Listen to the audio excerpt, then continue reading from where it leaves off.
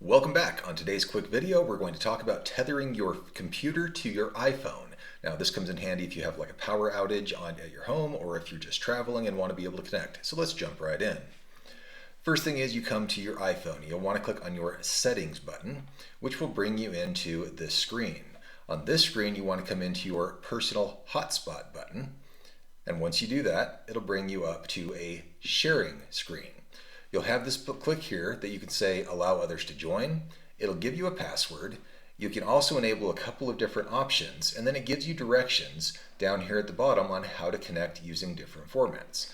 For example, to connect using Wi-Fi, you'll select whatever the computer name is here, and it'll tell you what your computer name is. You can also use Bluetooth or a USB. Now, the next step is I have this little computer dongle. Let me turn this back onto camera. So this one is a TP-Link. I got it off of Amazon. It probably cost me $10, $12.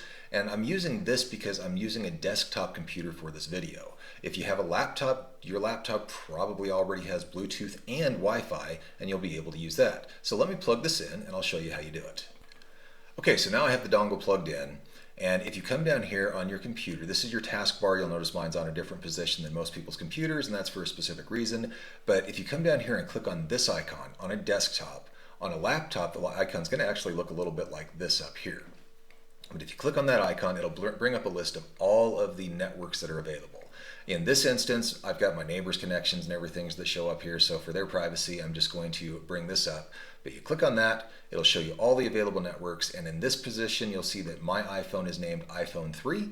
If you click on the iPhone 3 icon, it'll immediately try to connect your computer to that connection, to your phone. Now, if you've never connected to your phone before, you're going to have to enter the password. If you have connected to your phone before, it'll probably have remembered the password and you can dial right in.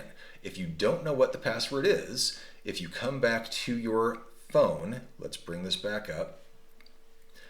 Right here, after you said allow others to join, right below that is your Wi-Fi password. Make sure you enter this exactly as it shows there. No, don't make any mistakes on capitalization, don't put periods, anything else in there. It's kind of like a phone number. You have to get it right.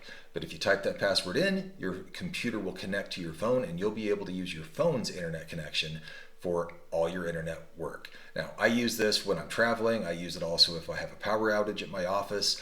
It's a great tool to be able to use, but you do have to make sure that your phone plan supports tethering. And in another video, we'll go over the different phone plans that may connect or that may allow the better tethering options. I hope this has been helpful. If it has, please give us a like down below. If you like this type of content, please consider subscribing. And if you know someone who may benefit from this, please do share the video. Thanks for being here, and we'll see you on the next one.